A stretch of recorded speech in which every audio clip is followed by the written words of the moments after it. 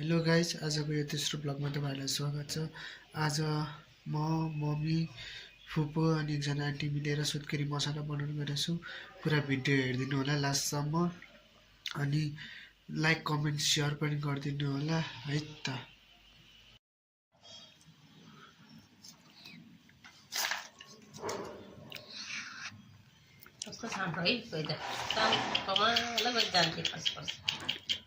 सक्नु अहिलेसम्म त कराईमा के हाल्नु भएको छ सुत्केरी मसलाको लागि?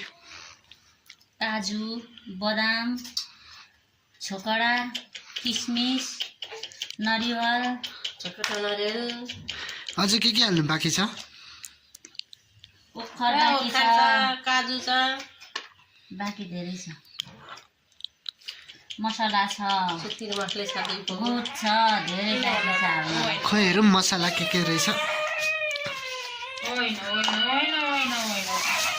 मेरो डिउ घोप्टीलाई कान्छ। डिउ घोप्टिँदैन आन्टी। मिश्री पनि रहेछ, सेतो मिश्री। अनि यो के हो? गुद। गुद फर्स्ट टाइम सुनेको नाम हो गुद चाहिँ। यो के मसला रहेछ? यो मसला सुत्केरी मसला। यो घिउले पुराउनु पर्छ। यो कुन मसला रे?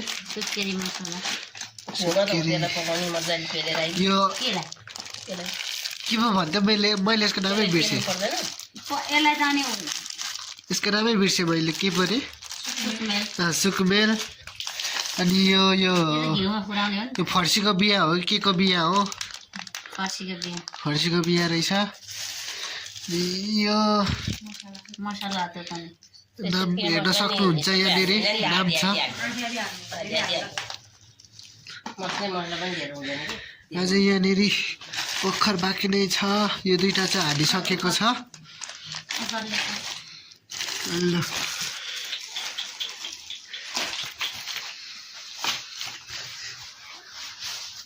ओखर फुटाउने क्रममा हुनुहुन्छ त्यहाँ। लोरोले त उतापट्टि लोरो।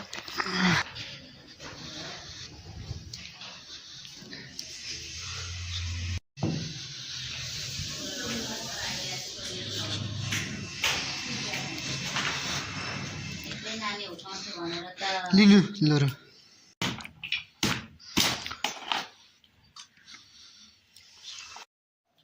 मलाई एउटा दिनु त ओखर। ल फुटाइदिने काम मेरो है त।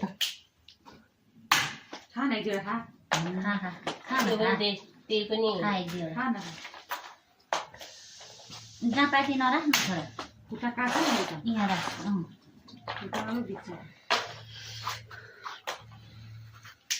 सुत्केरी मसला म चाहिँ फर्स्ट टाइमै यो मेरो चाहिँ अनुभव हो। दिदीको चाहिँ अब के बनाइरहेकै होला बिग्रेला है दिदी। कस्तो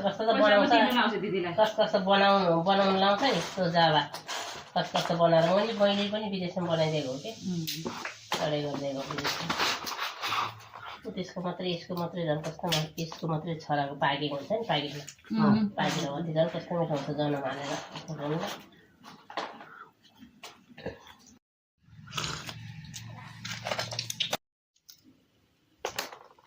कस्तो गऱ्यौँ भयो है आज।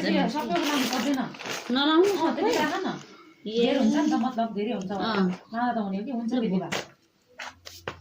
त्यति लिएर राख। खाना त होइन कि एकदम धेरै हुन्छ क्या, त्यो चिल्लो आउँछ। चिल्लो अहिले घिउले चिल्लो गर्दै सबै खान्छ क्या। घिउले यो चिल्लो कहाँ पुऱ्याइदिन्छ।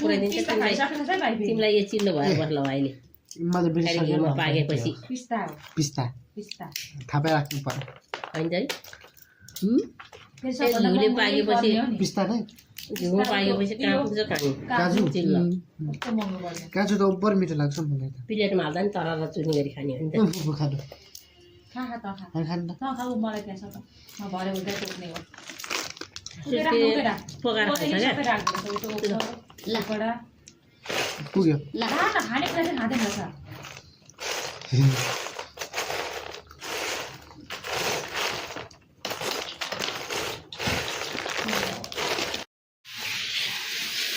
लु कराई तताउनु हुँदैछ भर्खर। अब यो के हो यो चाहिँ? घिउ कुनको घिउ त्यो पनि भनिदिनुहोस् न। गाईको घिउ। गाईको घिउ।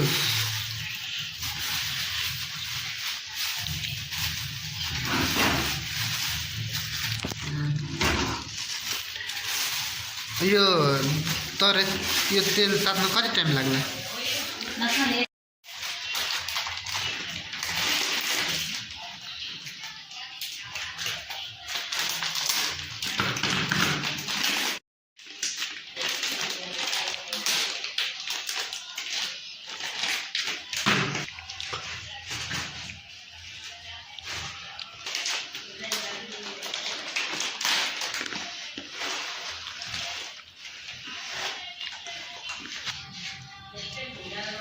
त्यति हो गयो त।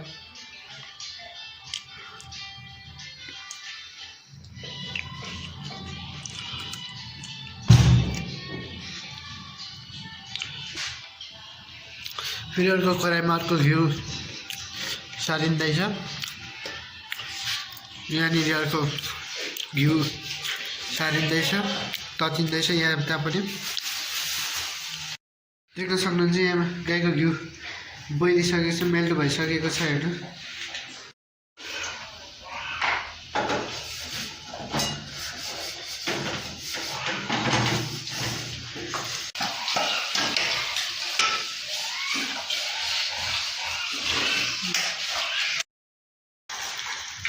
छोराइरहेको हो। हजुर भयो भयो छोड्दैन। छोराले मात्रै बनाउनु लागेको के हो? छोराले के मात्रै बनाएको तिमीले? भिडियो यो बुट पुराको। ए अनि यसरी यो त पुराउनु पर्छ त। अब देख्नु होला नि तिनीहरूलाई त्यति भुटै हुन्छ अनि पछि घिउमा पाक्छ है। ल ल अब यो सक्यो। यो सकेपछि काट्ने मात्र गर्छ। अघिको गुरु उसले भुटेको गाईको चाहिँ यहाँ सक्यो। टमाटर जाऊ भाइ। माथि त्यो तिम्रो पाइसक्यो हो? भइसक्यो हो? भइसकेको अब त्यो भइसक्यो है। अझै पनि गुड हाल्नुपर्छ।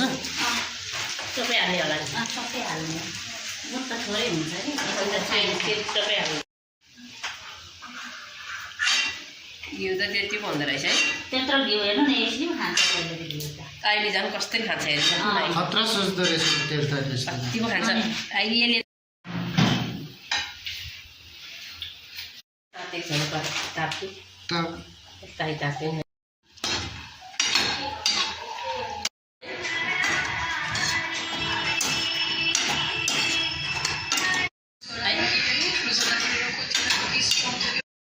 एकैछिन हामीलाई पेनी जाने है त।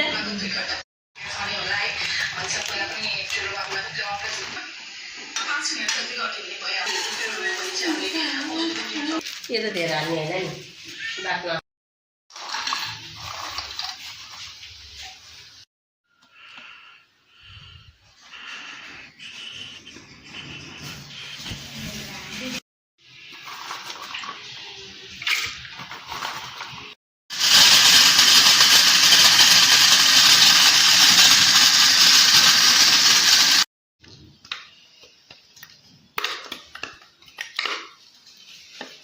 सातो जस्तो है। चामल त मान्छेले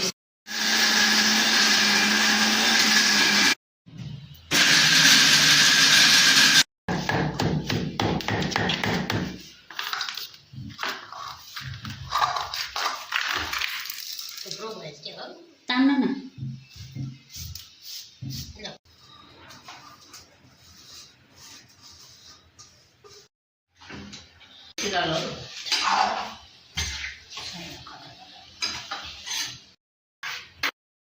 बत्ती सार कति हाल्नु?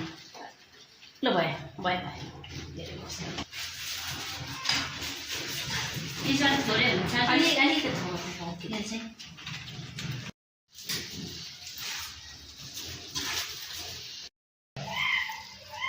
सबै कुरा सक्यो पकाएर।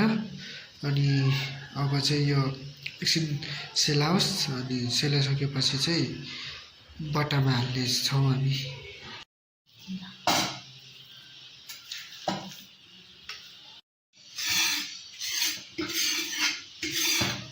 सुत्केरी मसला चाहिँ बट्टामा हालेर सक्यो। हामीसँग 3टा बट्टा थियो तर 3टा एउटा बट्टामा अटेको छ। सो गाइज आजको भिडियो चाहिँ म यतिमै राख्दै बिदा हुन्छु। हस्त जय मसी नमस्ते सबैजनालाई।